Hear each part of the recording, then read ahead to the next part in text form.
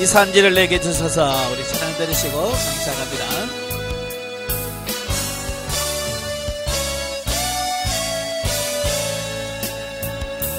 주님이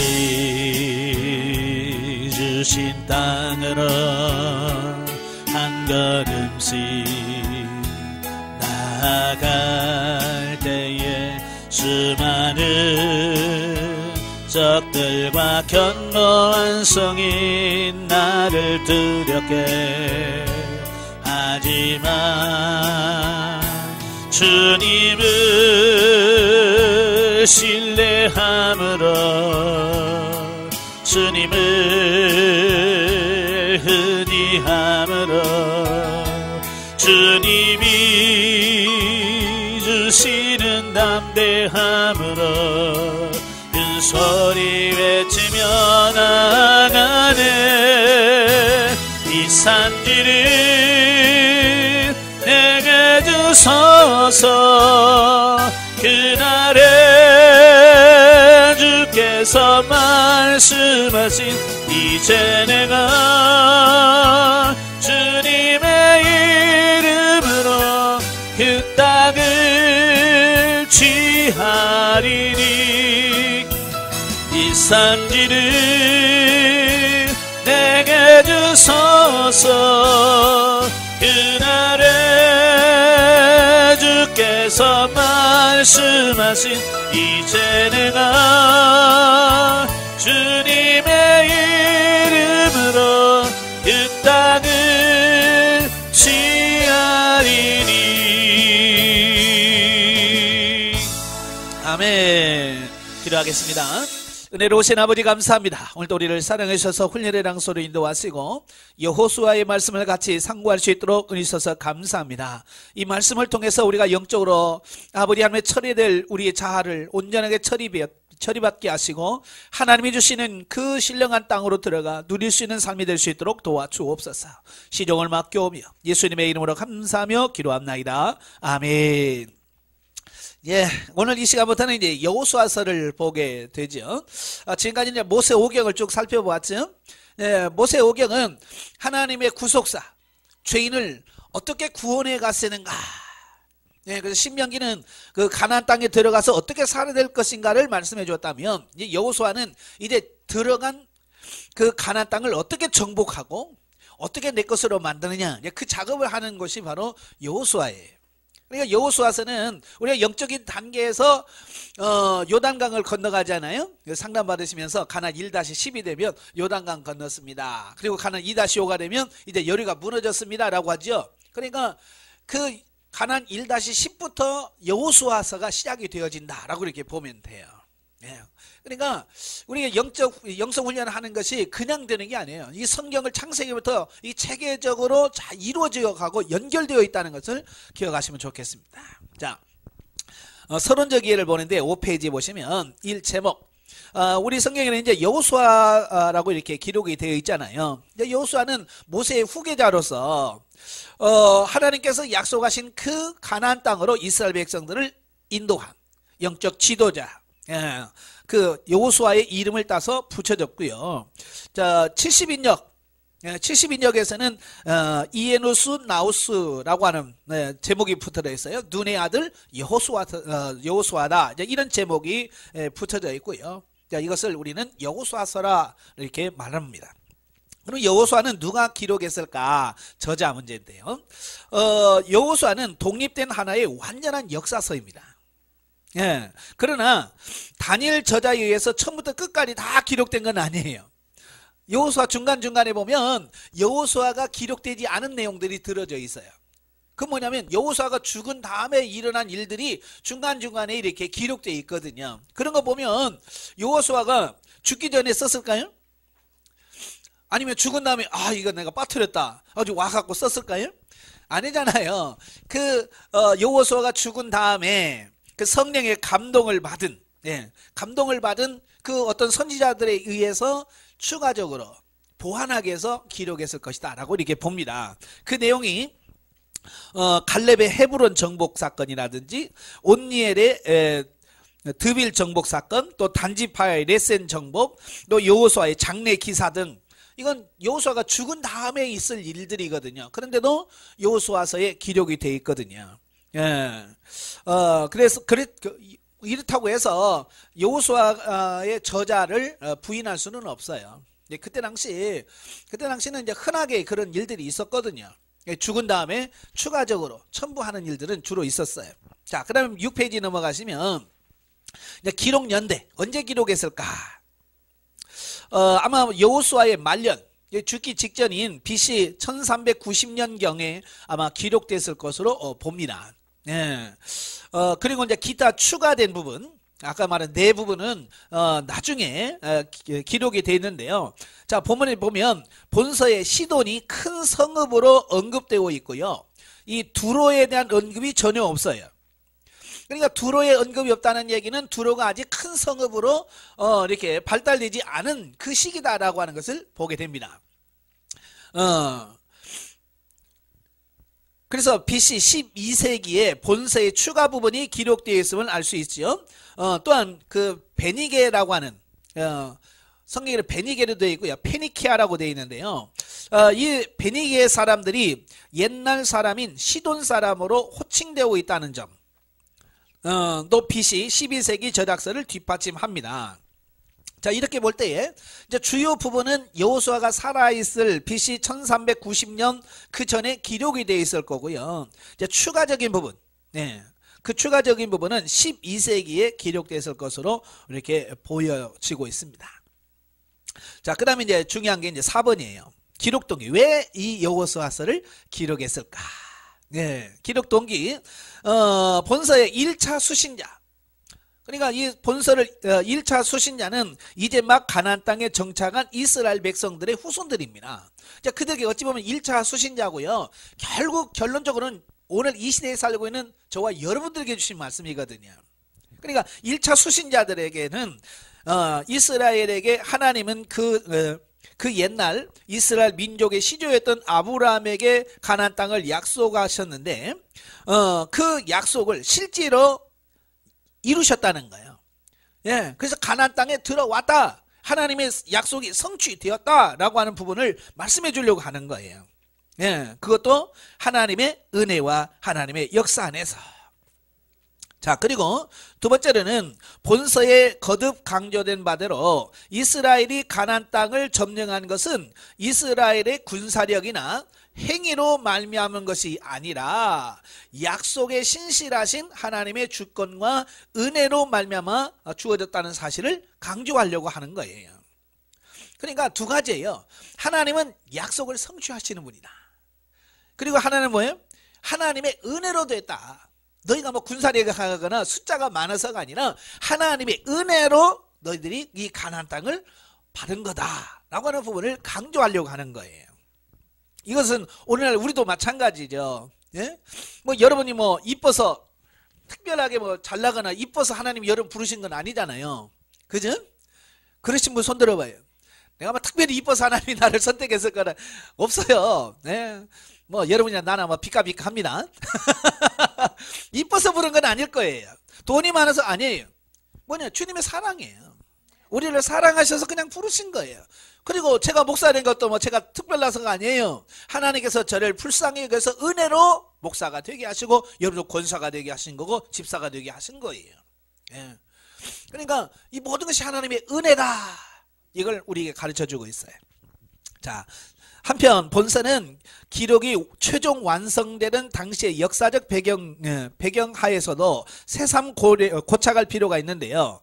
이는 앞서 기록 연대에서 지적한 대로 본서는 그 대부분 내용들이 하나님의 영감으로 훗날을 미리 내다보고 간증의 기록으로 삼기 위하여 기록한 여호수아에 의하여 기록되었으나 이제 세부 내용이 첨가되고요. 최종 완성된 것은 사사시대인 BC 1390년에서 1050년 사이에 기록됐을 것이다 라고 이렇게 봅니다. 알다시피 이 사사시대, 이제 앞으로 이제 사사기를 볼 거예요. 그 사사시대에는 이스라엘 민족이 가나안 땅의 완전 정복에 실패한 것은 물론이고 그 여호와 신앙이 계속 해이해진 결과 사회는 부패하고 이민족의 압박으로 괴로움을 겪으면서도 이스라엘 민족은 분열하여 사실 약속의 민족, 선택된 백성으로서의 영광이 실추된 때입니다. 예, 굉장히 이스라엘이 안 좋은 상태예요. 바로 그런 배경하에서 최종 완성된 이 여호수아서는 먼저 하나님의 약속의 성취로 이스라엘이 가나안 땅을 얻은 사실을 강조하는 동시에 그것이 완전 정복된 것은 아니었음도 보도하면서 결국 하나님께 계속 순종하면서 성취되었음을 완전 정복이 연기된 상태에서 사사시대가 시작된 배경을 강력히 암시하고 있다라고 하는 거예요. 그러니까 여호수아서는 사사시대에 왜 그런 혼란이 왔는지에 대한 부분을 설명해 주고 있어요. 그러니까 모세를 통해서 여호수아를 통해서 하나님께서 계속 말씀하시는 게 뭐냐면 너희가 가나안 땅에 들어가거든 뭐라고 그랬어요? 가나안 땅의 7 족속들을 다 진멸하라 그랬잖아요. 불쌍해지지 마라. 어린아이까지 다 진멸해라 그랬어요. 근데 그 말씀을 이뤘어요? 안 이뤘어요? 안 했어요. 나중에 보면 기브온 족속과 언약도 맺어요. 서로 죽이지 않기로 약속을 맺어요. 죽여야 되는데 약속도 믿어요. 에브라임 지파 같은 경우도요. 그 땅에는 그 가나안 7족속을 진멸하는 게 아니라 불러다가 자기의 노예로 삼아요. 얼마나 편해요. 힘든 일 다 노예한테 시키니까. 근데 그때는 됐는데 그들은 이스라엘 백성들이 하나님 앞에서 바로 서지 못하니까 영적으로 침체되니까 그 자기가 종 삼았던 노예 삼았던 그들이 반란을 일으키는 거예요. 반역을 일으키는 거예요. 그래서 계속 이스라엘을 힘들게 하는 거예요. 그래서 하나님 뭐라고 했어요? 이걸 처리하지 않으면 너희의 찌르는 가시가 되고, 예? 그렇게 된다고 했잖아요. 그러니까 사사기가 왜 혼란스럽게 되냐면 여호수아서에서 그들이 완전 정복을 못한 거예요. 이건 오늘날 영성훈련도 또 마찬가지예요. 제가 인문가정 시작할 때마다 다 처리해야 된다. 가나안 7 족속은 외부적인 것이 아니라 내 안에 있는 육신의 속성이다. 이걸 처리해라 그랬는데 해요 안 해요? 안 해요. 내 속에 막 혈기가 막 있는데도 이걸 처리를 안 해요. 세상에 성질 없는 사람 어디 있어? 다 있지. 한 성가씩 다 하지. 그리고 이 처리를 안 해. 그러니까 이게 그대로 남아있는 거예요. 그래서 생명단계에 들어가서도 성질이 빠락빠락 나고 화를 빠락빠락 내고 옆에 있는 사람은 뭐라고 그래? 아니 영성훈련만 사람 왜 이렇게 성질 낸대? 그래서 사사기의 대혼란이 계속 누리질 못하는 거예요. 계속 그 상황이 여호수아와 사사기를 통해서 분명하게 우리에게 가르쳐주고 있는 거예요. 그러니까 단순한 역사 기록이 아니라 오늘 영성적 삶을 살아가는 우리들에게 왜 처리를 해야 되는지에 대한 부분을 분명하게 설명하고 있는 부분들이에요. 그런데 보통 일반 교회에서 이런 이야기를 해요 안 해요? 안 한단 말이에요. 단순히 여호수아는 그냥 가나안 정복 사건이다 라고만 말하지 그게 오늘날 현대 살고 있는 우리들의 어떻게 적용할 것인가, 우리 개개인이 어떻게 이 부분을 다루질 못해요. 그래서 여호수아서를 몰라서가 아니라 알긴 알지만 정확하게 하나님의 주신 의도를 정확하게 모르기 때문에 읽어도 우리에게 큰 도움이 안 되는 거예요.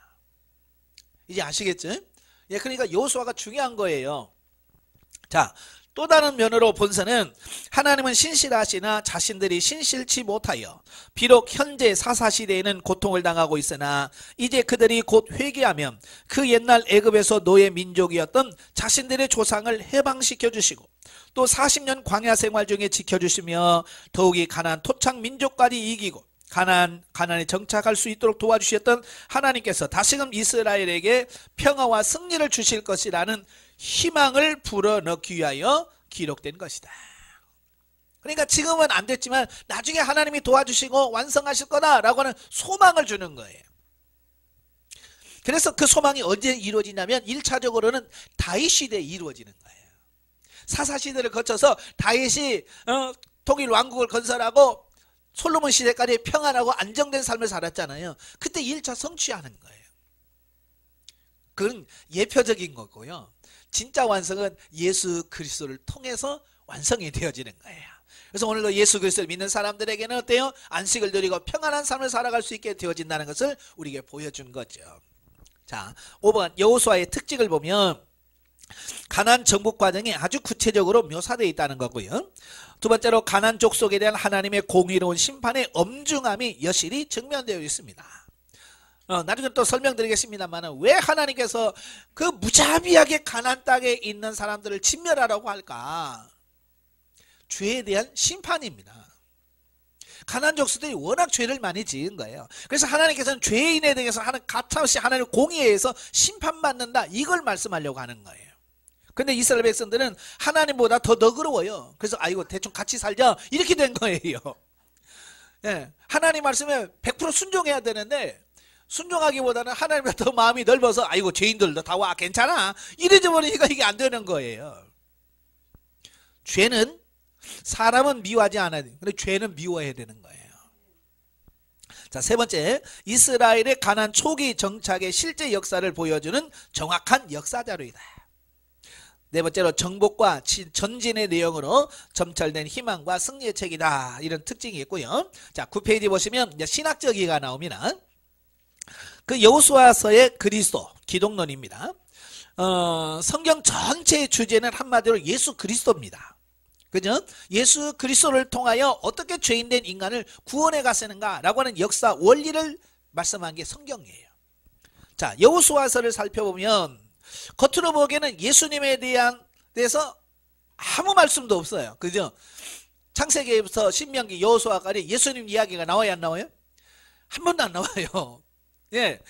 자, 그런데 그 내용 안에 들어가 보면 전부 다 예수님의 사역과 인격에 대한 예표와 그림자로 다 꽉 차 있다는 거예요.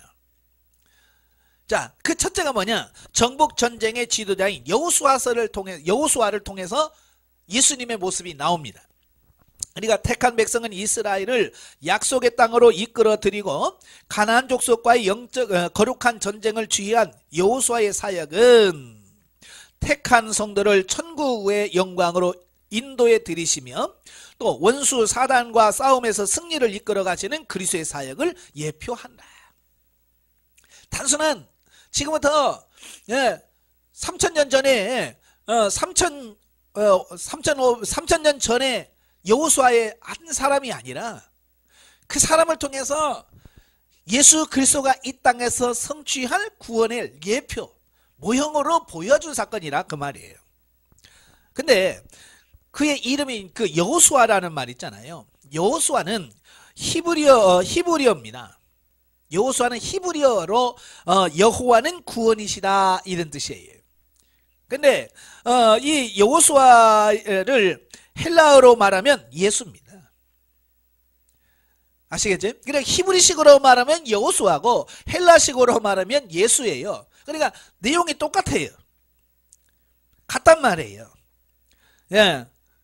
단지 여호수아는 히브리식, 예수는 헬라식 표기일 뿐이라는 말이에요.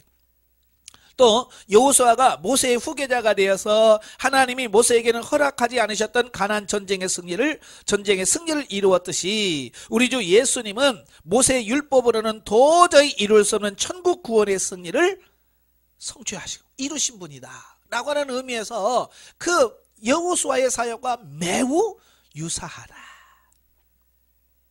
아시겠죠? 자, 넘겨서 두 번째, 라합의 구원의 표식인 붉은 줄. 이방 출신인 기생 그 라합이 이 가나안 이스라엘 백성들이 오는 것을 보고 하나님의 섭리를 깨달아요. 그래서 그 여리고를 정탐하러 온 사람들을 숨겨줍니다. 숨겨주면서 고백하지요. 나는 상처나지 너희가 섬기는 여호와가 참신인 줄 나는 안다. 신앙 고백을 합니다. 그러면서 그를 숨겨주고 돌려주면서 내가 너희를 구해줬지 않느냐. 그러니까 너희가 이제 나를 구해주라. 자, 그런 말을 하지요. 그때에 그 정탐꾼이 뭐라고 말하냐면 내가 내린 이 창문에다가 붉은 줄을 매달아라. 예, 붉은 줄을 매달고 집 안에 있어라. 그러면 너희가 구원을 받을 거다. 자, 그 말씀을 합니다. 실제로 그렇게 이루어지죠. 거기서 창문에 매달았던 붉은 줄이 뭐냐? 바로 예수 그리스도의 보혈을 통한 속죄를 상징하고 구원을 상징한다라고 하는 것을 보게 되어집니다. 예.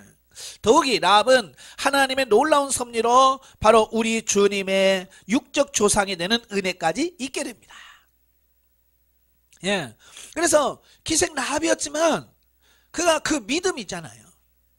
그래서 나중에 살몬이란 사람과 라합이 결혼을 합니다. 유다 지파인 살몬. 이 살몬은 아마 그 여리고를 정탐했던 사람 중에 한 사람이었을 거다 봅니다.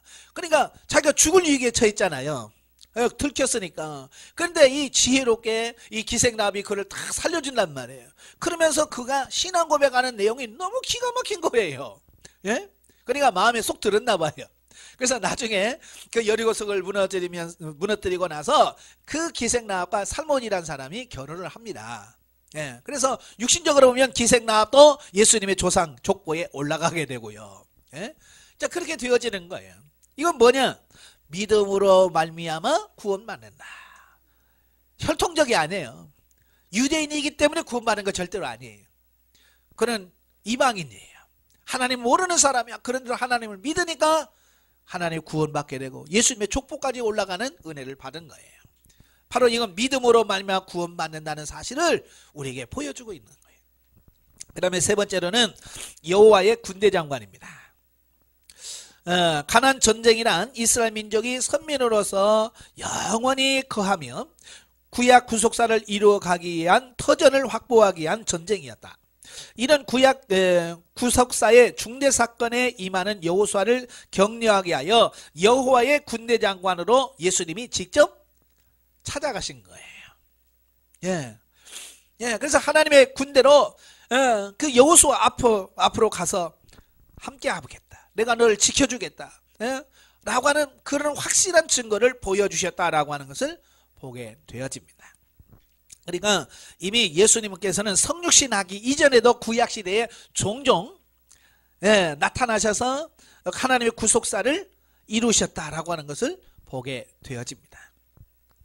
자, 그 다음에 두 번째, 이제 여호수아서의 그 신학적 주제가 있는데요. 이스라엘 백성들이 여호수아의 지하에 하나님의 성전, 이 성전은 이제 거룩한 전쟁을 말합니다. 예, 거룩한 전쟁을 수행하여 그 옛날 이스라엘 조상에게 약속된 가나안 땅을 정복했던 사실을 기록한 본서는 여러 가지 이제 주제를 나와 있는데요. 첫째, 하나님은 당신에게 말씀하신 약속을 인간의 눈으로 보기에는 더딜지라도 필히 정하신 때에 구체적으로 이 세상 역사 안에 성취하신다라는 주제를 다루고 있어요. 저도 이제 영성훈련 하면서 느꼈던 게 뭐냐면 하나님께서 이루시는 그 역사를 보면 굉장히 느려요. 그죠? 막 우리는 조금해서 하나님 빨리 그러는데 하나님은 서두르는 게 없어. 제가요 훈련하다 하도 답답해요. 하나님은 충청도예요? 아, 왜 이렇게 느려요? 제가 너무 답답해가지고 하나님 왜 이렇게 한번 물으면 그냥 바로바로 얘기하면 얼마나 좋아요.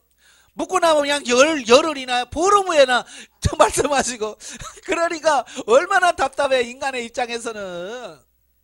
그죠? 그런데 인간의 입장에서는 느린데 결국 그 모든 것이 하나님의 그 섭리 뜻 안에서 하나님의 시간표 안에서 이루어져 가더라. 그러니까 하나님을 나에게다 맞추려고 하면 절대로 안 맞춰집니다. 내가 하나님께 맞춰 가야 돼. 예, 맞춰 가야 돼요. 그러니까 처음에는 막 답답해가지고 하나님 제발 좀 빨리요 그랬는데 이제 가다 보니까 알았슈 알겠구만요 하면서 이제 하나님에다가 좀 이렇게 맞춰가는 거예요. 그러니까 나도 여유를 갖고 이렇게 하게 되어지더라고요. 예, 여러분도 성질 급하시면 항상 손해봅니다. 예, 성질 급하신 분들은 하나님보다 앞서가니까 맨날 얻어 터지죠. 그러니까 이 하나님보다 앞서지 말고 좀 차분하게 안정을 갖는 이 부분이 필요합니다. 하나님의 때가 되어야 하나님께서는 이루시는 분이세요. 두 번째로 하나님을 믿는다고 하는 것은 동시에 하나님을 대적하는 온갖 악의 세력과의 전투를 의미하는 것이다. 이게 중요한 거예요. 오늘 신앙인들이 실패하는 이유가 뭐냐면 이 신앙생활을 영적 싸움으로 인식을 안 해요. 제목이 뭐냐면 예수 믿고 복받아 편안해 만사 형통 요것만 안단 말이에요. 그죠? 그러니까 예수 믿다가 좀 어려우면 이거 뭐야? 왜 어렵지? 왜 힘들어? 왜 복이 안 오는 거야? 그래서 스스로 좌절하고 낙심하고 에이 예수 믿어도 소용없네 해서 나가버리는 거예요. 아니에요. 예수 믿으면 그때부터 뭐가 시작되냐? 영적 싸움이 시작되는 거예요. 그렇잖아요. 예수 안 믿던 사람이 교회 나가려고 하면 그 나가는 순간부터 얼마나 싸움이 많겠어요. 그죠? 지금 여러분 영성훈련 이 자리에 오면서 싸웠어요? 안 싸웠어요? 추운데 갈까 말까? 바쁜데 갈까 말까? 그 싸움부터 계속 시작된단 말이에요. 그죠? 그 싸움에서 이긴 사람은 오는 거고 그 싸움에서 지는 사람은 못 오는 거예요. 이걸 그냥 우리는 그냥 그럴 수 있지 뭐 라고 쉽게 생각할 수 있지만 깊이 들어가면 그게 다 뭐냐? 그게 영적 싸움이라고 말이에요. 주일날 교회 가는 거 이미 이제 우리들은 그 수준을 뛰어넘었잖아요. 그런 갈등 교회 갈까 말까. 그런데 이제 막 교회 나온 사람은 어때요? 예, 이번 주 나오고 다음 주일날 교회 나간다는 게 이게 엄청 부담인 거예요. 이게 진짜 또 가야 돼? 내가 진짜 잘 가는 건가? 뭐 그 싸움부터 엄청난 싸움이잖아요. 그 싸움에서 이긴 사람은 결국 극복해 나가서 하나님을 잘 믿는 사람이 되지만 그걸 극복하지 못한 사람은 에이구 모르겠다 포기해버리는 거예요. 여러분 끊임없는 영적 싸움이에요. 저 목사인데 저도 뭐 영적 싸움 없을까요? 아니에요. 지금도 내 안에서 끊임없는 영적 싸움을 합니다. 예. 그래서 신앙생활은 뭐냐? 결국 영적 싸움인 거예요. 예. 그 싸움에서 승리하셔야 돼. 세 번째, 창조자 하나님은 승리자이시다. 따라서 하나님을 섬기는 성도는 이미 승리가 약속되어 있는 상태에서 복음의 선한 싸움을 싸우는 것이다. 그러니까 우리의 싸움은요 이미 이겨놓은 싸움이에요. 예수님께서 이미 다 이겨놓은 싸움을 우리는 그냥 가서 거들면 되는 거예요. 예. 그러니까 우리의 승리가 확신되어진 겁니다. 자, 네 번째, 전쟁의 승패는 하나님께 속한 것이다. 다섯 번째, 가나안 족속들이 멸망당하고 이스라엘이 가나안을 차지한 것은 하나님이 무조건 택한 백성만 사랑하여 가나안 족속을 억울하게 쫓아낸 것이 아니었다. 그들은 부패할 대로 부패한 상태에서 쫓겨나고 정복당한 것이다. 이걸 알아야 돼요. 왜 하나님께서 진멸하라고 했는가? 하나님은 이스라엘만 사랑해서가 아니에요. 그 가나안 땅에 있는 7 족속들의 죄악 때문에 하나님께서 징계하신 것뿐이에요. 그러니까 이 사실을 알고 성경을 읽어야 돼. 이걸 모르니까 많은 분들이 그냥 하나님 무서운 하나님, 예? 끄떡하고 막 진멸하시고 막 멸망시키고 막 이런 하나님으로 인식한다 그 말이. 하나님이 아무나 그런 게 아니에요. 죄인에 대해서만, 죄에 대해서만 아주 과감하게 징계하시고 처벌하시는 분이에요. 아시겠죠? 예. 따라서 가나안 정복 사건은 일면으로 택한 백성들에게 땅을 주시는 하나님의 사랑의 증거이나 또 다른 면에서는 가나안 족속에 대한 공의의 실현을 증거해 준다. 하나님의 존재 안에는 사랑과 공의가 한치의 기울임 없이 균형 잡혀 있다. 하나님에는요 이 사랑과 공의가 완전히 균형 잡혀 있어요. 근데 우리는 이 공의와 사랑이 균형 있을까요? 안 됐을까요?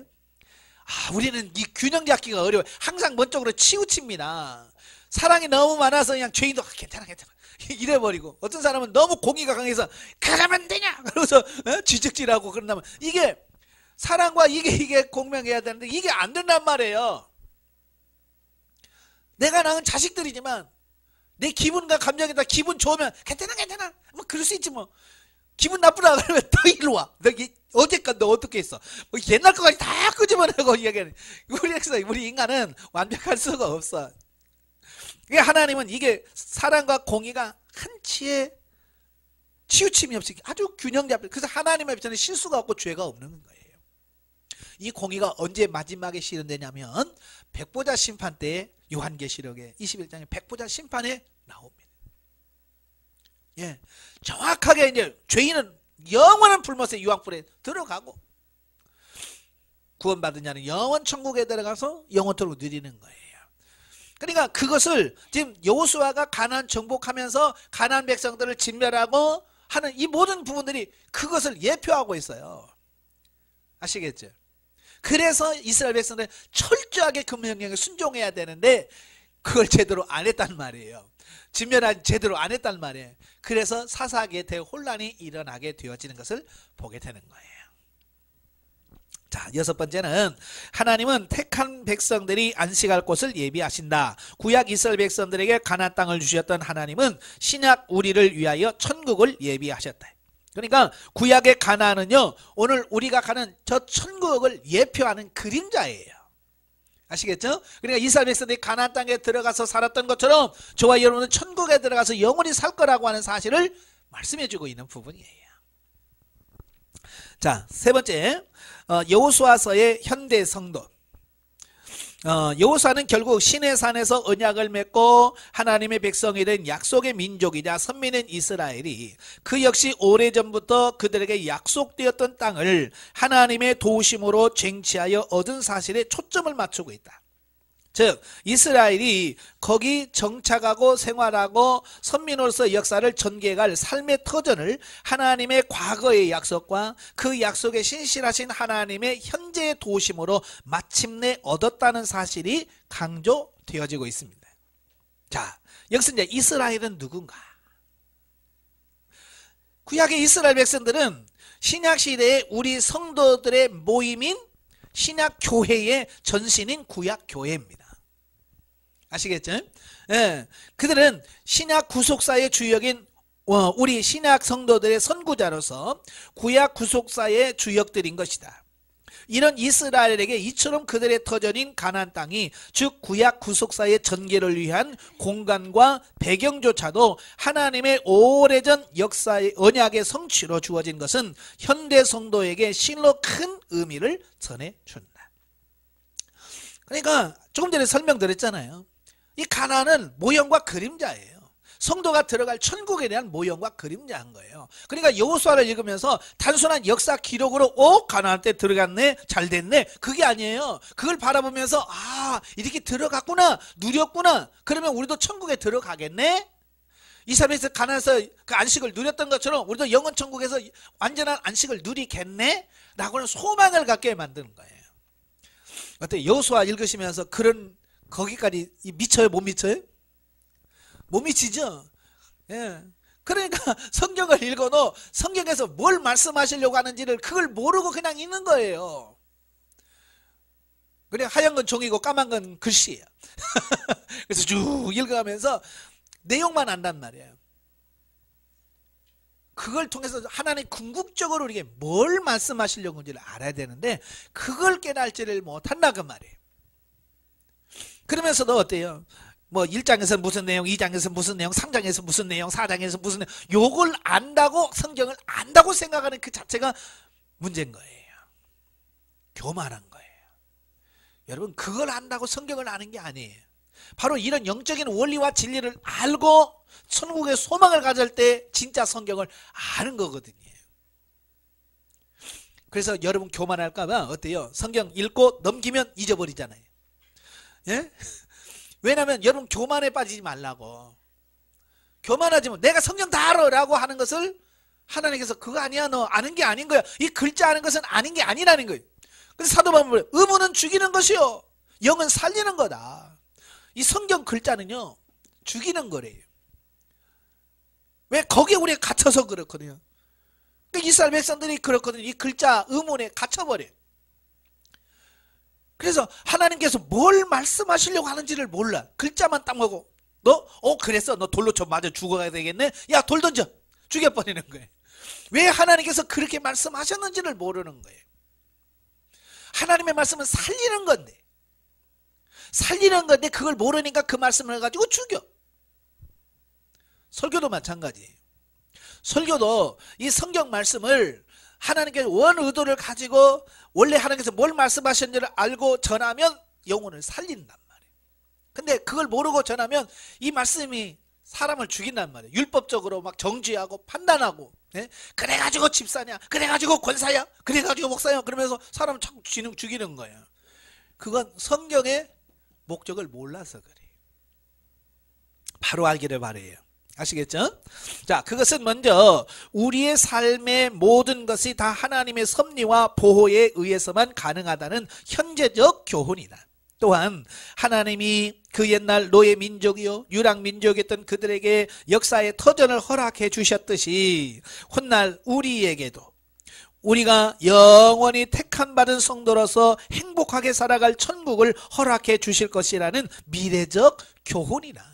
그러니까 여호수아는 옛날 이야기가 아니라 오늘 이 시대에 살고 있는 저와 여러분들에게 주신 말씀이라 그 말이에요.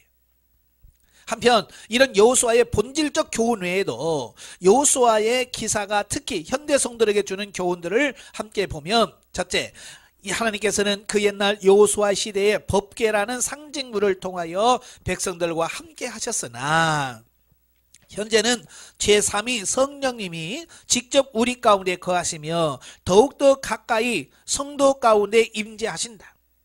그리하여 백성을 위하여 예비된 바 축복으로 인도해 주신다. 여러분, 지금 지상에 법궤가 있어요, 없어요? 없어요.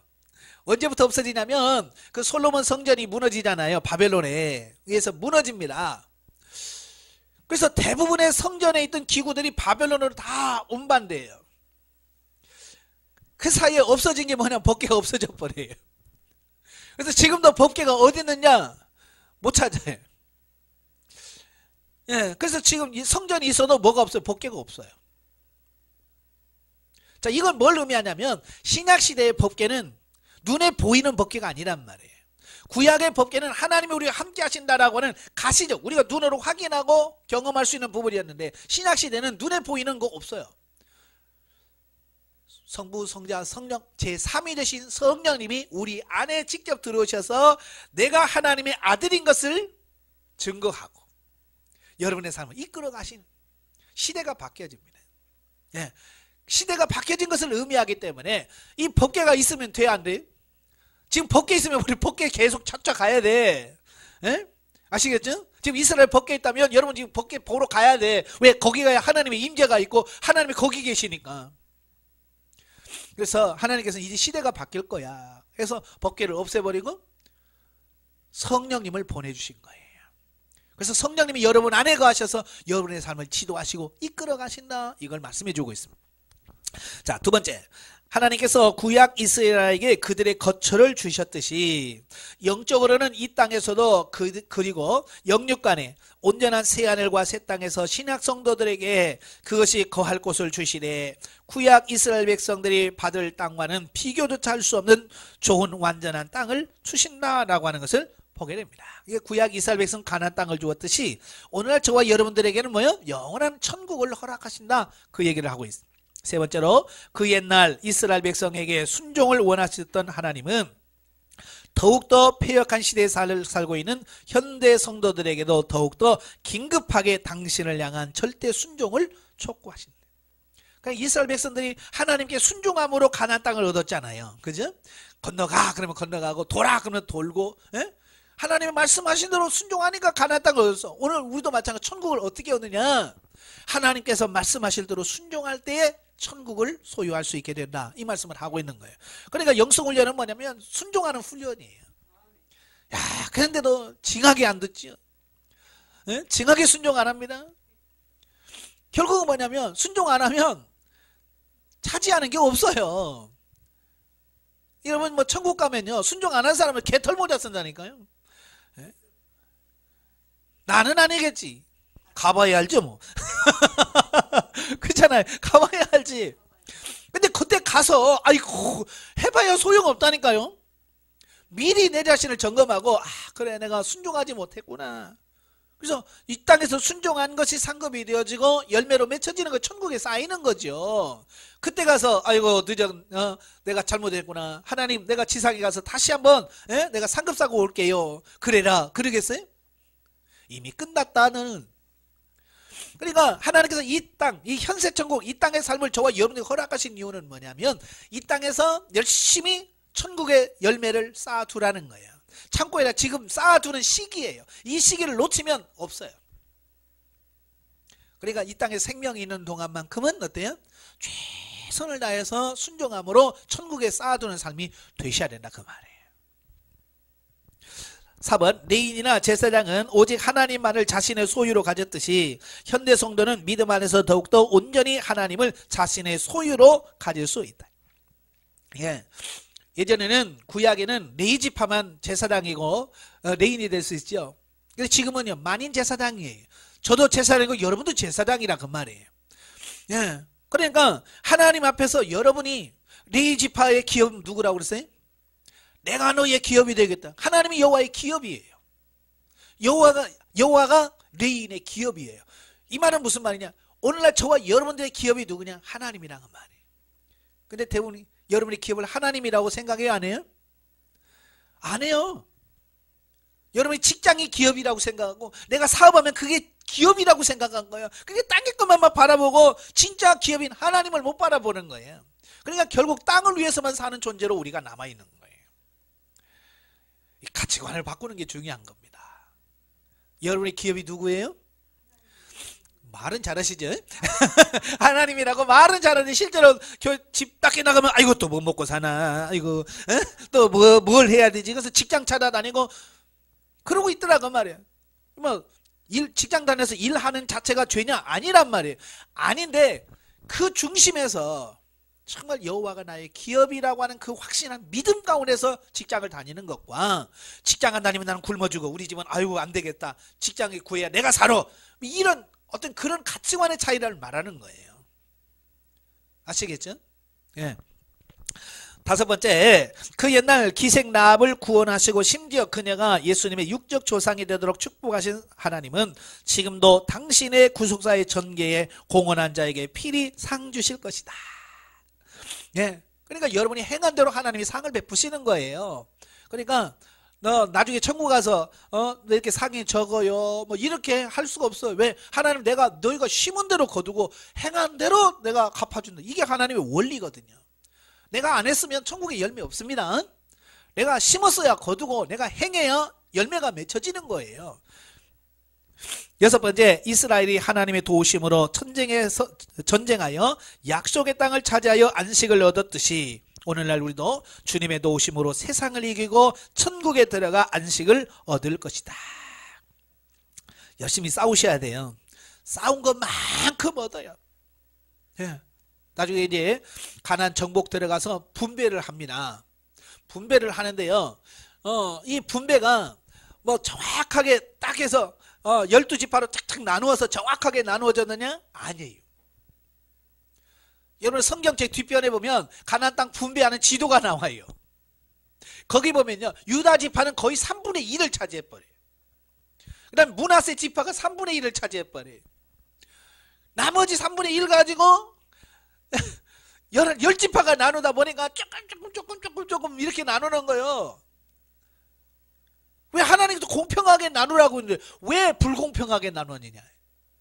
왜 그럴까요? 가나안 정복에 얼마나 열정을 품고 열심을 품었느냐에 따라서 이게 달라져 버리는 거예요. 아시겠죠? 므낫세 지파 같은 경우는요, 그 요단 동편서부터 엄청나게 가나안 정복을 향해서 앞장서서 일했어요. 그래서 요단 동편의 땅에도 엄청나게 땅을 차지했고요, 요단 서편에서도 엄청나게 많은 땅을 차지했어요. 유다 지파 같은 경우는 갈렙이 뭐라고 그래? 이 산지를 내게 주소서. 그래서 헤브론 이쪽 땅, 그들이 제일 무서웠던 사람이 누구냐면 아낙 자손이거든요. 거인족들.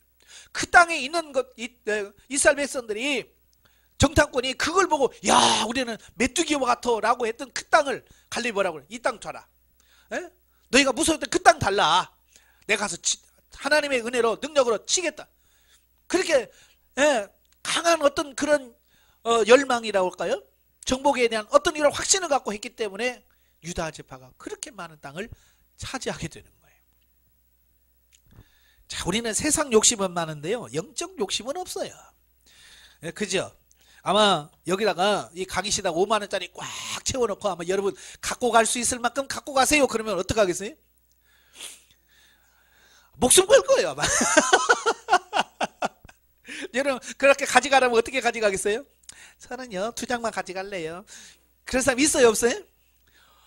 아마 여러분 바지 벗어가지고 바지 저 밑에 묶고 해서 막 다 막 팬티만 뭐 입어도 막 창피한 게 뭐 있어 지금. 잠깐만 하면 되고 바지 벗어가지고 막 하고 뭐 옷 벗어가지고 막 다 넣어가지고 어떻게 막 질질 끌고라도 갈 거예요. 왜? 그런데 영적인 것은 기도하십시오. 신령한 복을 받으십시오. 그러면 짜증나. 그게 진짜 중요한 건데 영적인 부분에는 그렇게 욕심이 없어요. 어쩌면 이게 반대로 돼야 되거든요. 돈 가져가세요 그러면 그거 다 죽어 썩을 건데 뭐 우리는 그걸 내려놓고 기도합시다 그러면 아멘 하고 해야 되는데 영적인 부분에 너무 욕심을 없애버려. 육신적인만 욕심낸다는 말이에요. 이걸 바꾸셔야 됩니다. 아시겠죠? 자, 넘겨서 14페이지 보시면 구속사적 이해가 나옵니다. 하나님께서 여호수아서를 기록하게 하신 목적이 뭐냐면 하나님께서 이스라엘 민족의 조상들에게 하신 언약을 신실하게 지키시고 그 언약대로 이스라엘 백성들을 고통과 억압 땅에서 자유와 축복의 땅으로 인도하셨다는 사실을 보여주기 위함이에요. 또한 그 과정 속에서 하나님은 거룩하셔서 타락한 민족 그 가나안 족속을 심판하실 뿐만 아니라 택한 백성들이라 할지라도 악을 행하면 공의로 징계하신다는 사실을 보여준다.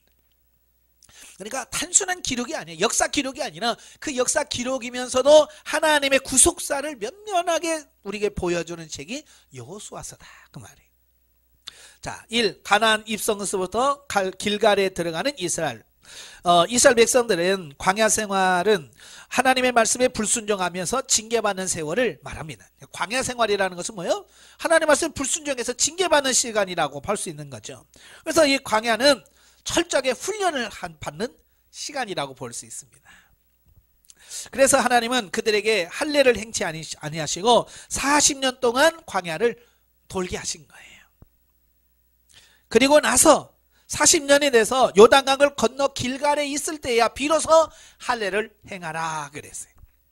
나중에 말씀드리면 이 할례는 거듭남, 영적인 거듭남을 의미하고 하나님의 자녀가 되었다는 표식을 의미합니다.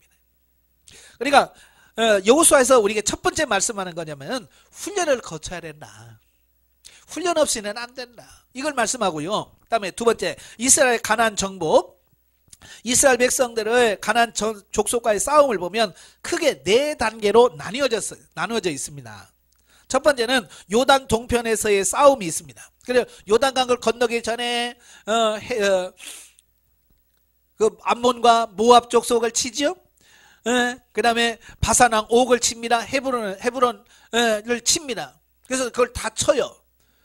그래서 요단 동편에 이전에 가나안 정복이 있었고요.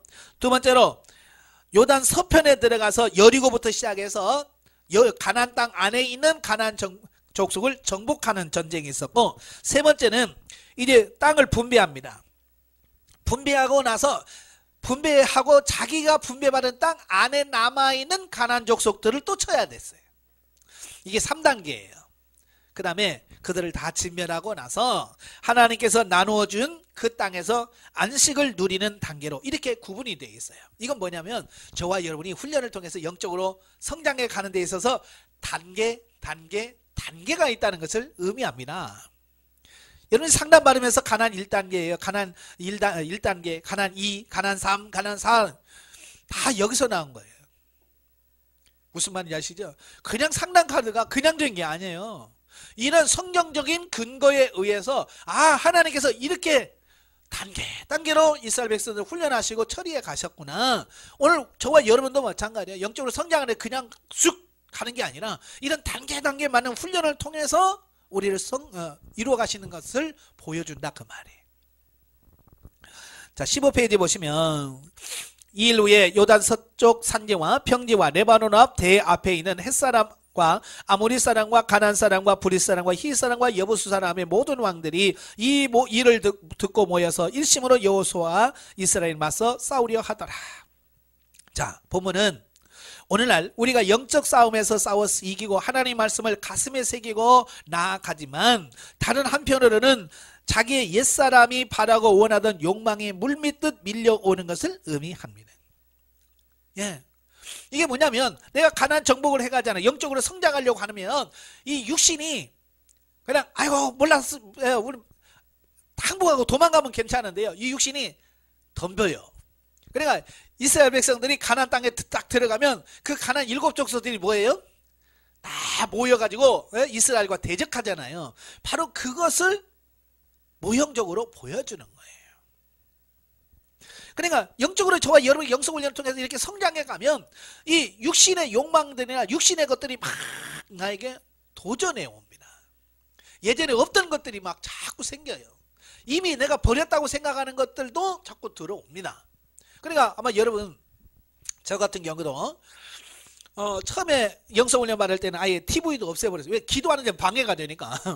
TV도 없애버리고 그냥 전심으로 하나님께 기도하면서 했단 말이에요. 근데 제가 영적인 단계가 가난 3 좀 넘었을 때 제가 이제 저희 집에 행사가 있었어요. 그래서 저희 가족들이 다 모여서 추도식인지 뭐니 해서 저희 식구들이 다 모여서 이제 가정 예배도 드리고 식사도 다 하고 있는데요. 갑자기 8시 20분인가 25분 되니까 구문 들어봐. 그때 글쎄요라 금순인가 뭔가 할 때예요. 빨리 그 구문 들어봐. 그 금순이 봐야 돼. 막 그러면서 나는 뭐 그게 뭔지도 몰랐죠. 왜? TV가 없으니까. 근데 식구들이 다 모여서 막 전부 다 이렇게 쳐다보고 있는 거야. 나도 뭐 어쩔 수 없이 이렇게 봤지. 봤는데 그렇게 재밌는 거야. 재밌게 봤어요. 근데 문제는 뭐냐? 내 이렇게 궁금한 거야. 그러죠. 드라마는 항상 그렇게 만듭니다.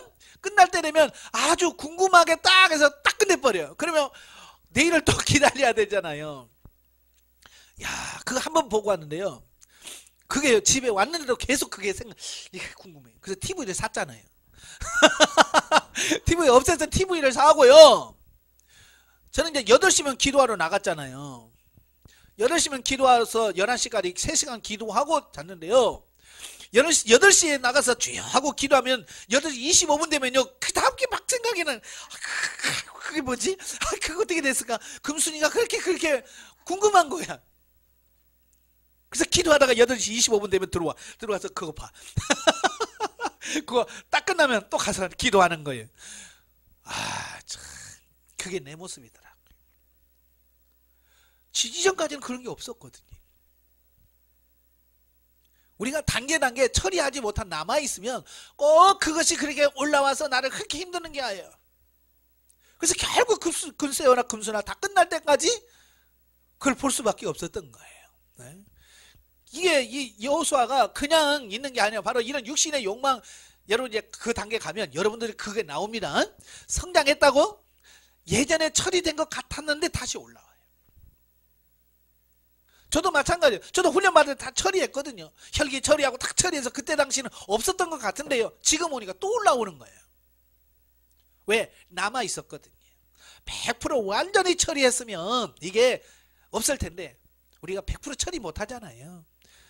우리 농부들이 밭에 가서 밭을 김을 매잖아요. 풀 다 뽑잖아요.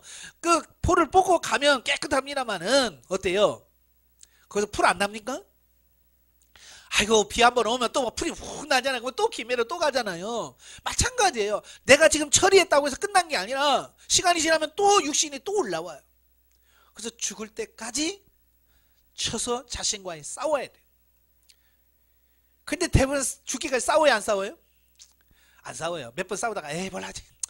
그래서 그냥 가버려요. 그러면 나중에는요. 이건 밭인지 풀밭인지 이게 구분이 안 됩니다. 그러니까 영성훈련 다 해놓고 나중에 뭐 10년 20년 가면요. 영성훈련 했다고 하는 그게 없어져 버려요. 육신이 다시 싹 올라와서 육신으로 사니까. 그러지 않기 위해서 여러분이 끊임없이 나와 싸우는 그런 부분이 필요합니다. 아시겠죠? 물론 그때의 우리 속에서 영과 육의 극한 투쟁이 벌어지는데 우리는 강하고 담대하여 진리의 말씀대로 살기만 하면 반드시 그 욕망들을 진리로 정복할 수 있게 된다. 예. 그걸 순종만 하려고만 하면 다 정복할 수 있게 되어지는 거예요. 근데 문제는 뭐냐? 할 마음이 없는 사람이 문제예요. 여러분, 기도할 마음이 있는 사람은 기도합니다. 근데 기도할 마음조차 없는 사람은요, 아무리 뭘 해도 기도 자리에 안 가요. 그래서 그게 무서운 거예요. 마음이 있느냐. 저도 해보니까 그렇더라고요. 여러분, 일 안 하면 죽을 것 같지요? 안 죽어요. 하나님께서 다 먹을 수 있는 길을 단지 그냥 그 하나님께서 먹여주는 대로 우리는 죽을까봐 벌벌 떠는 그게 문제인 거예요. 한번 해봐요. 안 죽는다니까. 근데도 우리는 돈 못 벌면 마치 죽는 것처럼 기도도 다 빼먹고 다 못하면서 그냥 돈 하고 있어요. 그게 문제란 말이에요. 그걸 처리하고 나서 돈을 버셔야 돼요. 아시겠죠? 그래야 돈을 벌어도 돈의 마음이 뺏기질 않는 거예요. 근데 그 마음을 처리하지 못하고 돈을 버니까 돈이 더 커 보이고 돈이 하나님 위에 있는 거예요. 돈이 우상이 돼버리는 거예요. 자, 구속사적으로 볼 때 이와 같이 하나님과 하나님의 천사들이 친히 싸워주시고 이겨주시지만 하나님이 우리로 하여금 결단하게 하고 순종하고 복종하게 해서 우리로 하여금 능히 이김으로 말미암아 정복하고 소유할 수 있도록 만들어 주신다. 결국 싸움의 주체는 하나님이시고 싸움의 결과로 얻어지는 소산들은 모두 하나님이 우리에게 주시는 것이다. 참 하나님이 대단하신 분이야. 싸워서 다 싸워주시고 이기게 해주시고 다 해주신 다음에 그래 너 가져. 자, 그런 거거든요. 이게 하나님의 은혜인 거예요. 그러므로 우리가 하나님의 은혜 안에 들어가면 감격의 눈물을 흘리지 않을 수가 없다. 그래서 하나님의 그 은혜 안에 깊이 들어가면 갈수록 하나님의 은혜를 더 깊이 깨닫게 되고 어떻게 하면 최선을 다해 순종할까 충성할까 하는 마음으로 적극적으로 달려가는 자기와의 싸움이 그때부터 생기는 것이다. 그래서 우리가 이 은혜를 맛보아야 돼요. 이 은혜를 맛보아야 기도도 맛을 봐야 돼. 기도 맛을 봐야 기도가 되는데 기도 맛을 모르니까 죽겠지. 그죠? 맛 모르고 먹으려면 얼마나 죽겠어요. 맛을 봐야 돼. 맛을. 자, 넘겨서 16페이지 땅의 분배. 이스라엘의 9지파 반은 요단 서표 땅을 분배받기 위하여 제비를 뽑았는데요. 이것은 하나님께서 모세를 통해서 이스라엘 백성들에게 허락하신 율법에 의한 것입니다. 정복한 땅을 제비 뽑기를 통해서 분배받았다고 하는 것은 하나님께서 원하시는 방법대로 한다는 의미가 그 안에 담겨져 있습니다. 또 한 가지는 하나님께서 그 땅을 주신다라고 하는 분명한 뜻이 담겨져 있어요. 그러니까 제비를 뽑는다는 것은 하나님께 모든 것을 맡긴다는 얘기예요. 그런데 사람들이 하나님을 믿어요? 안 믿어요? 못 믿어. 그걸 어떻게 믿어? 제비 뽑는 그걸 어떻게 믿어? 그러니까 사람들이 제비 뽑기를 안 하는 거예요. 그 뭐예요? 하나님을 그만큼 못 믿는다는 얘기예요. 완전한 하나님을 신뢰할 수 있는 사람만이 제비뽑기를 할 수 있는 거예요. 또한 이 제비뽑기는 우리가 진리의 말씀대로 영적인 가나안 땅을 정복할 때 하나님께서는 그 은혜와 섭리로 우리의 모든 달란트나 순종한 분량에 따라서 합당한 것으로 우리에게 맡겨주신다는 영적 의미가 들어져 있다. 그러니까 하나님께서 우리에게 복을 주시는데 그 기준은요 분명해요. 심은 대로 거두게 하시고 행한 대로 갚아주신다. 이게 분명한 거예요. 그러니까 하나님 앞에 나중에 가가지고 따질 게 없어요. 또 불이나 불공평이 없어요. 왜 나는 이렇게 조금밖에 안 줘요? 이스라엘 백성들이 그럴 수 있죠. 왜? 분배받은 땅이 작으니까. 왜 너는 한 거에 그거밖에 없으니까. 나중에 보세요. 시므온 지파 같은 경우는요 그 좁은 땅덩어리 하나도 못 차지해요. 시므온 지파는요 그 좁은 땅덩어리 하나를 차지를 못한다니까요. 그러니까 여호수아가 유다 지파한테 와가지고 야 내가 봐도 너희 땅 너무 많다. 이 시므온 얘 좀 어떻게 해줘라. 그래요. 그래서 이 시므온 지파는요 땅을 기업을 얻지 못하고 유다 지파가 얻어놓은 땅에 들어가서 더부살이 합니다. 여러분 나중에도 천국 가서 또 우리 집 와서 목사님 방 하나만 어떻게 좀 그러실래요? 천국 노숙자들이 있다니까요. 집 없는 사람이 있어요. 신령한 집을 짓지 않는 사람은요 천국 가도요 집 없어요. 그때서 방학 간달라고 그럴 거예요? 아니 그렇게 할 수가 없잖아요. 여러분도 집이 있어야 되잖아요 천국에. 그래 행한 대로 하니까 그건 어떻게 따질 수가 없는 거야. 하나님 봐서 너 한 거 이거밖에 없어. 할 말이 없잖아요.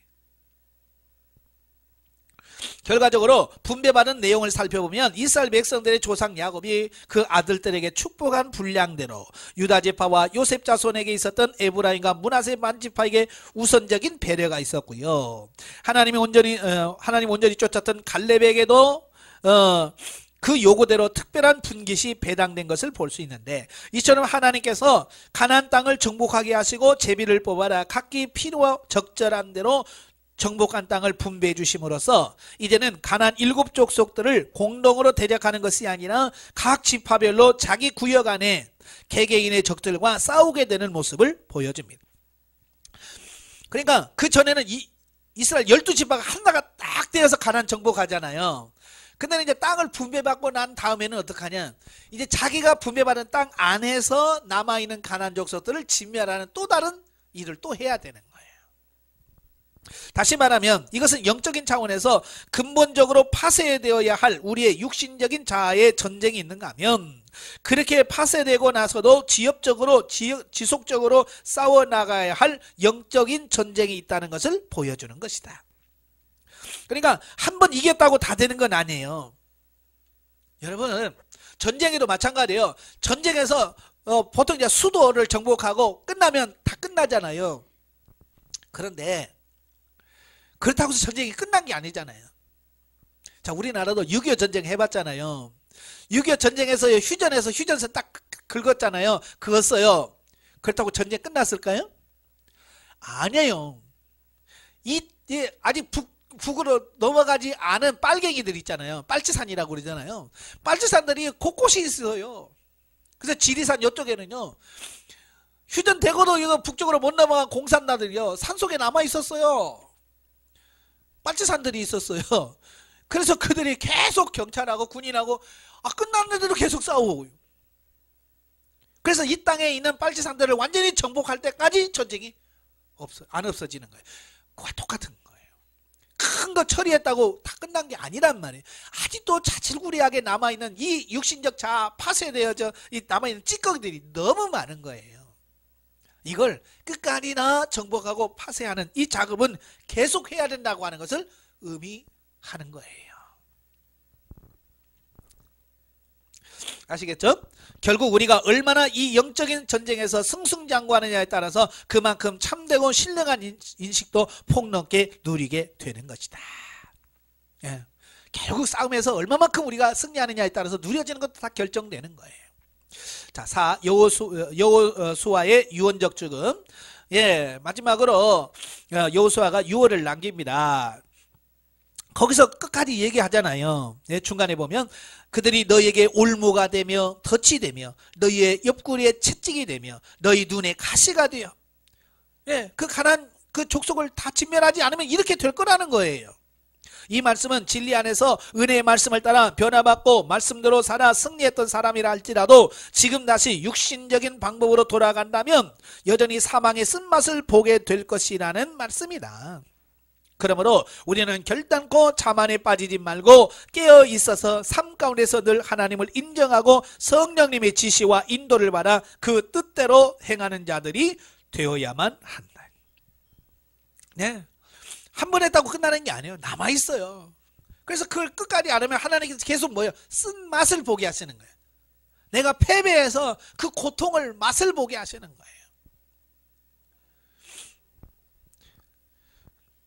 근데 사람들이 하면요, 왜 그러냐? 이 사람은 맛을 안 보면 몰라요. 그렇죠? 그래서 하나님의 혼나봐야 돼.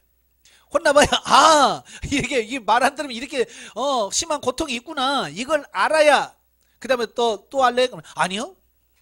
그러잖아요. 한 대 맞아봐야 아니요 그러잖아요. 애들 키워봐서 알잖아요.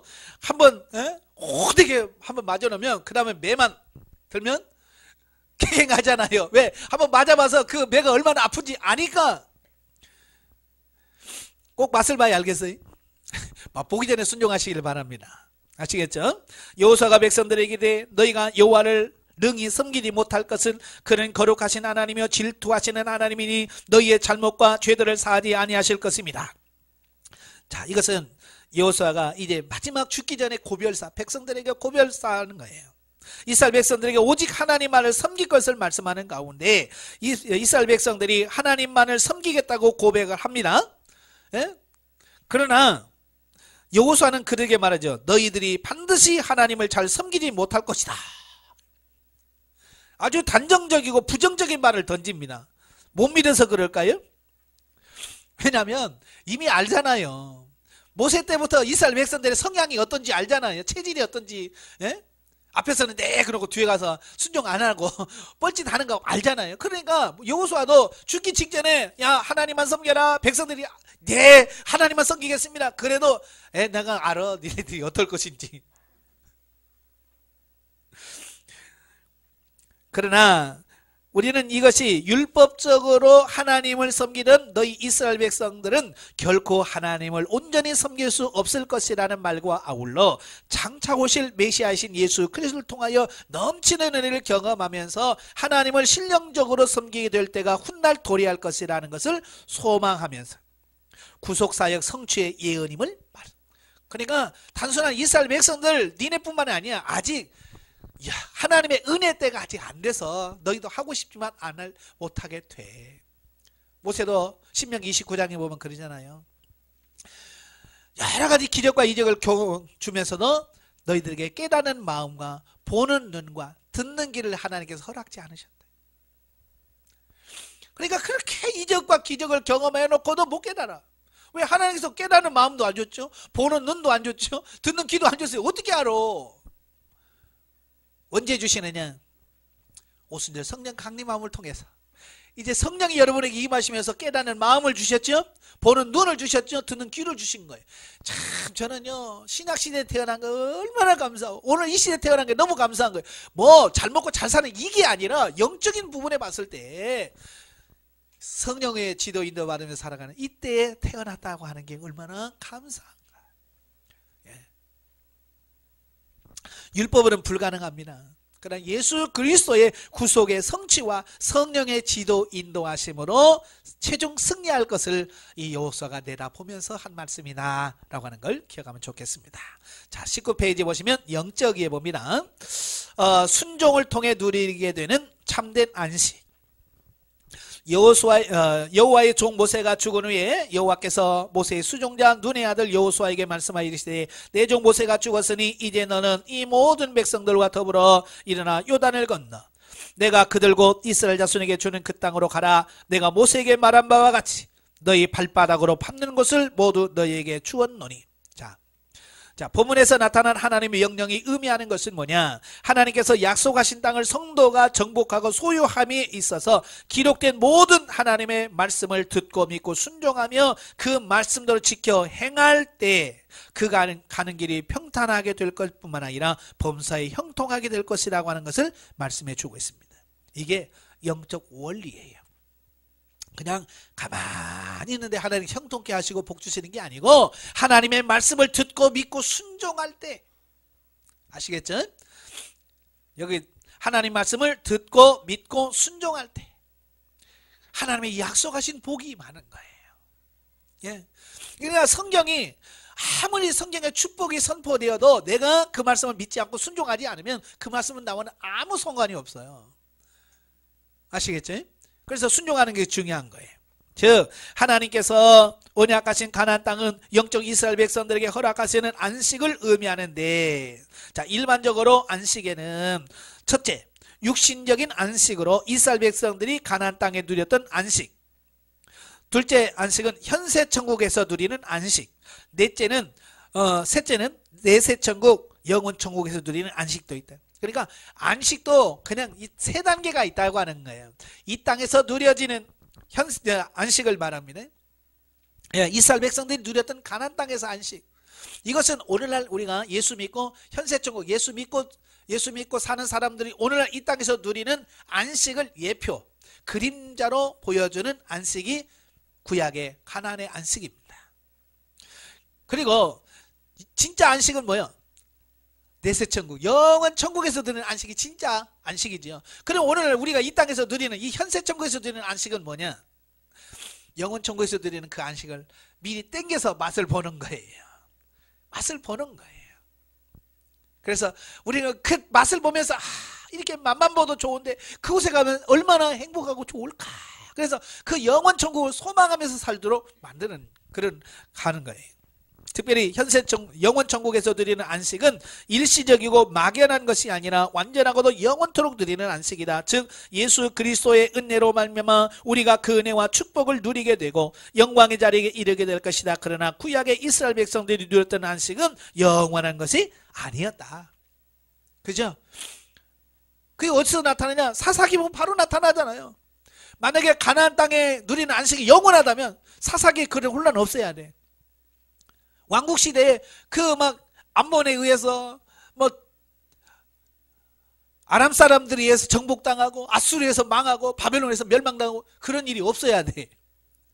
근데 그게 영원하지 않기 때문에 어때요? 주변에 있는 나라들에게 엄청 고난을 받잖아요. 그건 영원하지 않고 우리에게 보여주는 모형과 그림자라는 것을 보여주는 거예요. 자, 때문에 후에 그 자손들이 범죄함으로 말미암아 이방 나라의 포로가 되고 노예로 팔리게 되며 비참한 죽음을 당했다. 현세 천국도 마찬가지. 우리가 안식을 누리면서 주의 말씀대로 순종하며 복종할 때 우리가 완전한 승리가 보장되지만 불복종할 때는 당시 이스라엘 백성들이 원수 마귀의 노예가 되기도 하며 고통 속에 살아갔던 모습도 있게 된다. 지금 우리도 마찬가지. 하나님의 말씀을 순종하면 엄청난 하나님의 은혜와 평강과 안식을 맛을 봐요. 그런데 우리 하나님 말씀 불순종하면 어때요? 바로 징계가 오고 우리가 또 고통에 들어가게 되어지는 이 부분을 보게 되는 거예요. 자, 자녀가 철이 들면 부모에게 순종하고 사랑해야 되는 것처럼 이제 영적으로 신령한 은혜 가운데 성숙한 단계에 이르게 될 때에 영원 천국에서 주님과 더불어 영원한 안식을 누리게 될 것이다. 그러나 영원한 내세에 대한 안식은 아직 미래적이다. 그러잖아요. 저도 아직 그거 안 가봤어요. 여러분 안 가보셨죠? 천국 안 가보셨잖아요. 이제 여러분들이 가서 누려질 부분이에요. 우리가 현세 천국의 안식을 실질적으로 누리게 될 때 그 누린 만큼 영원 천국에서도 누리게 될 것이다. 그러니까 이 땅의 삶이 중요한 거예요. 왜? 이 땅에서 누려진 것만큼 천국에서 누려지니까. 이 땅에서 성장하는 것만큼 천국에서 누려지. 다 이 땅에서 내가 어떻게 살았냐에 따라서 영원 천국의 삶이 결정되어진다라고 하는 거예요. 그래서 이 땅이 중요하다. 현세 천국은 그래서 중요한 거예요. 그래서 지금 잘하시라 그 말이에요. 예? 효도도 그렇잖아요. 효도도 죽은 다음에 상다리 부러지게 차리면 뭐합니까? 그렇잖아요. 살아 계실 때 제대로 효도하고 찾아뵙고 그래야지. 이 땅에서 잘하셔야 돼. 두 번째, 할례와 생명 양식입니다. 백성들이 요단을 건너려고 그들을 장막을 떠날 때 제사장들은 언약궤를 메고 백성 앞에 나가니라. 그죠? 예. 그 요단강을 건넙니다.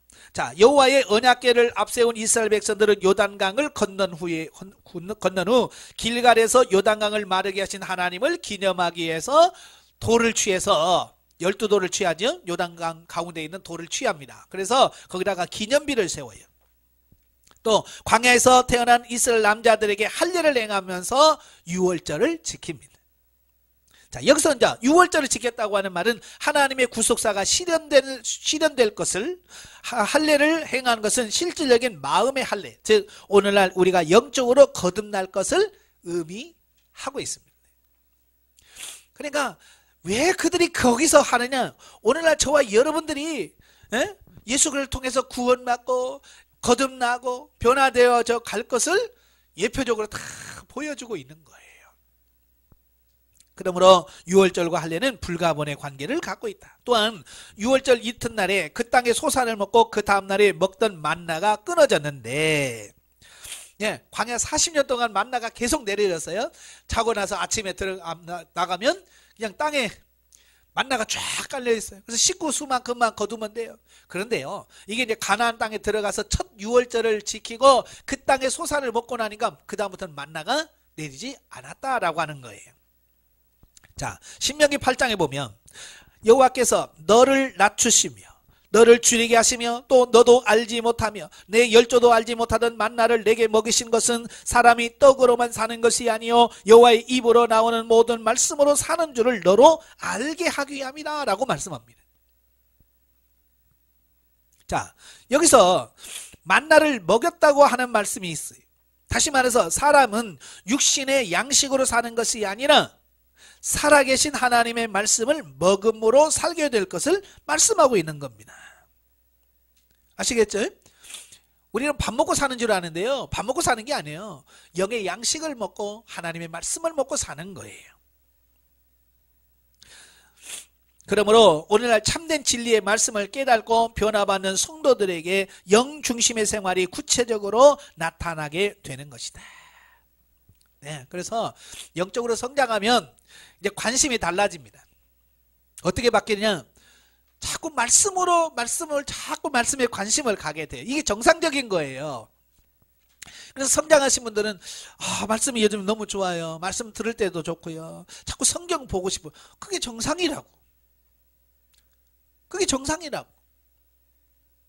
여러분도 말씀을 성장할수록 하나님의 말씀 성경을 가까이 하고요, 성경 말씀을 많이 읽으시길 바랍니다. 그래야 진리 단계에 들어가서 여러분이 말씀을 따라서 살아가는 그 풍성한 삶을 누리게 됩니다. 나중에 진리 단계 갔는데 말씀을 모르면 살 수가 없어요. 진리 단계는 뭐야? 진리 말씀이거든요. 말씀대로 사는 단계가 진리 단계인데 뭐 말씀을 알아야 말씀대로 살지, 모르면 못 사는 거예요. 그래서 지금부터 성경 말씀을 그냥 읽으세요. 기억 안 나도 넘겨면 잊어버려도 읽으십시오. 저도 마찬가지예요. 저도 뭐 성경을 읽고 딱 넘어가면 잊어버려. 그게 정상적인 거예요. 그런데 성령께 사시는 게 뭐냐면 기억나게 하고 생각나게 하시고 깨닫게 할 거다. 알아서 성경 읽는 게 아니에요. 그냥 읽으면 성령께서 때가 되면 그걸 알게 하시고 생각나게 하신다, 그 말이에요. 자, 우리가 신앙이 초보적일 때는 그 구하는 것이 세상적이고 물질적인 곳에 머물러 있다가 신앙이 성숙해지면서 우리의 삶이 하나님의 말씀대로 지켜지고 이루어진다는 것을 깨달을 때 육신적인 것을 구하는 신앙이 신령한 것으로 구하는 신앙으로 바뀌어진다. 그래서 고린도서 13장 11절에 보면 그러죠. 우리가 어렸을 때는 생각하는 것이 어려놓고 말하는 것이 어려놓고 행하는 것이 다 어린아이 같다가 장성한 자가 되어서는 이걸 다 버렸다. 기도도 영적으로 성장하면서 예전에 그 세상적인 걸 구했던 그런 부분들이 다 바뀌어져서 신령한 것을 구할 수 있는 사람으로 바뀌어지더라, 그 말이에요. 왜 자꾸 성장 얘기하냐면 성장해야만 이게 가능한 거예요. 성장하지 않으면요 이거 바뀌지 않은 거예요. 3살짜리가 계속 3살짜리로 머물러 있으면 3살짜리 행동을요 계속 할 수밖에 없어요. 근데 1년만 지나서 그가 4살 되면요 4살답게 또 바뀌어요. 참 애들 보면 그렇게 이렇게 안 크는 것 같은데 이렇게 바뀌는 거 보면 참 대단한 거예요. 그걸 보면서 영적인 것도 성장하면 바뀌는데 왜 수십 년의 신앙생활에도 안 바뀝니까? 성장하지 않으니까 그런 거예요. 성장하셔야 돼. 세 번째, 영적 전쟁 1. 여리고성 정복. 우리가 첫 번째로 무너뜨려야 될 제일 큰 성읍이 뭐냐면 여리고성입니다. 즉 하나님을 의지하지 않고 내 주관 내 노력으로 세상을 살고자 하는 나의 근원적인 자아가 무너져야 할 것을 말씀하고 있습니다. 그러니까 여리고라는 것은 육적 자아예요. 예, 그 자아가 무너져야 영적인 삶을 살 수 있는 거예요. 세상을 내 노력으로 살고자 하는 사람은 하나님을 믿기는 하지만 하나님 알기를 그저 자신을 일을 도와주는 존재로만 생각한다. 하나님이 나의 주인이 되어서 내가 하나님의 뜻을 따라 살아야 되는데 이 사람들은 그 단계에 못 미친 사람 하나님을 이용해 먹는 거예요. 심지어는 하나님을 종부리시 부립니다. 하나님 돈 없거든요, 돈 붙여요. 하나님 나 여기 아프거든요, 치료해요. 하나님 내가 문제 있거든요, 하나님 어떻게 좀 해결해 줘요. 존댓말은 쓰긴 쓰지만 마치 종부리시 좀 부리는 거예요. 사실 내가 하나님의 종이 되어서 하나님 어떻게 하기를 원하십니까? 주의 말씀에 내가 순종하겠습니다. 이래야 정상이잖아요. 그죠? 근데 성장하지 않으면 자꾸 하나님도 부려먹어. 어떤 사람은 하나님 내 말 안 들으면 죽어 그럽니다. 이거 그 사람은 도대체 뭐야 이거? 하나님에 대해서 오해한 거예요. 하나님은 나의 주인이지. 내가 하나님 이리 가요 저리 가요 할 수 있는 분이 아니란 말이에요. 근데 지금도 많은 사람들이 그렇게 생각하고 있단 말이 착각이에요. 왜냐? 이 여리고성이 안 무너져서 그래. 이 자아가 깨지지 않아서 여전히 자기가 주인인 거야. 내가 주인이다 보니까 하나님도 좌지우지 하려고 하는 거예요. 자아가 깨지셔야 돼요. 자아가 깨지고 하나님이 나의 주인이 되셔야 돼요. 여리고성이 무너지는 것은 바로 이와 같은 삐뚤어져 고차가 된 나의 자아가 성령의 역사하심으로 말미암아 파쇄되는 것을 의미합니다. 그래서 하나님께서는 여호수아에게 그러잖아요. 한 바퀴씩 돌아라. 매일 한 바퀴씩 돌고 일곱째 날 7바퀴 돌고 나팔을 불어 소리를 지르라. 그러면 여리고가 무너질 거다. 자, 본문에 이성적으로 판단할 때 여리고성을 돌고 나팔을 불고 고함치는 것으로 견고성이 무너진다고 생각하는 것을 도저히 상상할 수도 없는 이야기다. 그렇죠? 여러분 성경을 아니까 무너졌대. 아, 그러지. 만약에 이런 것이 한 번도 없는데 그렇게 한다면 여러분 믿겠어요? 안 믿겠어요? 아이고 그거 간다고 그게 되겠어요? 지금도 말하잖아. 기도하면 치료해요. 그래도 뭐라고 그래? 그 기도한다고 낫겠어요? 우리는 경험하지 않으면 이 자아가 깨지지 않으면 안 믿어요. 아마도 정상적인 생각을 갖고 있는 사람이라면 그런 황당한 명령에 따르지 않을 것이다. 하지만 신앙생활은 여전히 역설적이다. 머리로 이해할 수 없는 것을 믿고 세상 이치와 전혀 맞지 않지만 하나님의 말씀이기 때문에 믿고 나아가는 것이 신앙인 거예요. 이해가 돼서 가는 게 아니고 그냥 하나님의 말씀이기 진리이기 때문에 아멘하고 믿는 거지. 그리고 믿고 나가면 되는 거지. 이해가 돼서 되는 건 아니라는 말이에요. 영적인 것을 육신의 머리로 이해하고 계산한다고 하는 것 자체가 벌써 잘못이다. 근데 우리는 어때요? 계속 머리 굴리면서 지금도 계산하고 있잖아요. 네? 계산을 하니까 이게 안 되는 거예요. 그래서 이제는 그걸 내려놓고 내 자아가 완전히 깨어지도록 여리가 완전히 파쇄되고 무너지도록 하나님이 완전히 깨트려 주시옵소서라고 기도할 수 있는 삶이 되셔야 됩니다. 기도하겠습니다. 은혜로우신 아버지 감사합니다. 오늘도 귀한 말씀을 들었습니다. 이 여호수아서의 말씀이 단순한 역사의 기록물이 아니라 바로 오늘날 이 세대를 살고 있는 우리들을 향해서 영적으로 주어진 귀한 말씀인 줄로 믿습니다. 이런 영적인 진리를 바르게 알고 달려가는 우리 모두가 될 수 있도록 도와주시옵소서. 예수님의 이름으로 감사하며 기도합나이다. 아멘. 하나님께 오늘 영광 드립니다.